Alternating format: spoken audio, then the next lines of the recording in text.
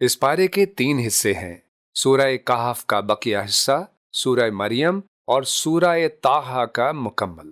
سورہ کہف کے بقیہ حصے میں 2 اہم باتیں بیان ہوئی ہیں۔ پہلی بات، حضرت موسیٰ اور حضرت خضر علیہ السلام کا قصہ۔ حضرت موسیٰ علیہ السلام کو اللہ کی طرف سے خبر ملی کہ ایک ایسا بندہ موجود ہے جس کے پاس ایک ایسا علم ہے جو آپ کے پاس نہیں۔ آپ ان کی تلاش میں نکل پڑے اور آخر کار حضرت خضر علیہ السلام سے ملاقات ہو گئی۔ پھر 3 عجیب واقعات پیش آئے۔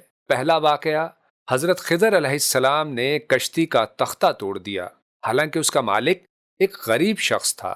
بعد میں بتایا کہ آگے ایک ظالم بادشاہ صحیح سالم کشتیاں چھین لیتا تھا۔ دوسرا واقعہ، حضرت خضر علیہ السلام نے ایک بچے کو قتل کر دیا۔ بعد میں بتایا کہ یہ بچہ بڑا ہو کر اپنے والدین کے ایمان کے لیے خطرہ بن جاتا۔ تیسرا واقعہ، ایک بستی والوں نے ان کی مہمان نوازی تک نہ کی، مگر حضرت خضر علیہ السلام نے وہاں ایک گرتی ہوئی دیوار بنا دی۔ وجہ یہ تھی کہ اس دیوار کے نیچے 2 یتیم بچوں کا خزانہ تھا جو ان کے بالغ ہونے تک محفوظ رہنا ضروری تھا۔ دوسری بات، ذوالقرنین کا قصہ۔ ذوالقرنین ایک طاقتور اور عادل بادشاہ تھے۔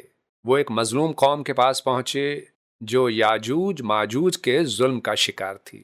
چنانچہ انہوں نے ایک مضبوط دیوار بنا کر یاجوج ماجوج کا راستہ روک دیا۔ قرآن کے مطابق یاجوج ماجوج قرب قیامت دوبارہ ظاہر ہوں گے۔ اب آگے سورہ مریم شروع ہو رہی ہے۔ سورہ مریم میں تقریباً 11 انبیاء کرام علیہم السلام کا ذکر ہے۔ تفصیل کے ساتھ ذکر ہونے والے 3 انبیاء کرام: نمبر 1، حضرت یحییٰ علیہ السلام کی ولادت۔ اللہ تعالیٰ نے حضرت زکریا علیہ السلام کو بڑھاپے میں بیٹا عطا فرمایا اور اسے نبوت سے نوازا۔ نمبر 2، حضرت عیسیٰ علیہ السلام کی معجزاتی پیدائش۔ اللہ تعالیٰ نے حضرت عیسیٰ علیہ السلام کو بغیر باپ کے پیدا فرمایا اور بچپن میں ہی بولنے کی قوت عطا فرمائی۔ نمبر 3، حضرت ابراہیم علیہ السلام کی دعوت۔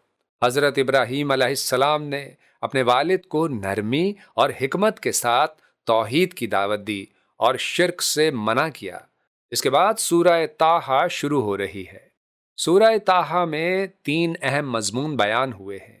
نمبر 1، اللہ تعالیٰ نے آپ صلی اللہ علیہ وسلم کو تسلی دی کہ ہدایت صرف انہی کو ملتی ہے جن کے دل میں اللہ کا خوف ہو۔ نمبر 2، حضرت موسیٰ علیہ السلام کا تفصیلی قصہ۔ اس صورت میں حضرت موسیٰ علیہ السلام کی زندگی کے کئی اہم واقعات بیان ہوئے ہیں۔ نمبر 3، حضرت آدم علیہ السلام کا قصہ۔ اللہ تعالیٰ نے حضرت آدم علیہ السلام کو پیدا کیا، فرشتوں نے سجدہ کیا مگر شیطان نے انکار کیا۔ یہ پارہ ہمیں سکھاتا ہے کہ اللہ کے فیصلوں میں ہمیشہ حکمت ہوتی ہے اور انسان کو صبر، توکل اور ایمان پر ثابت قدم رہنا چاہیے۔ اے اللہ، ہمیں اپنی حکمت کو سمجھنے، صبر و شکر اختیار کرنے اور سیدھے راستے پر ثابت قدم رہنے کی توفیق عطا فرما، آمین۔ یوں گزاریں اس برس رمضان کو، اب سمجھ کے پڑھنا ہے قرآن کو۔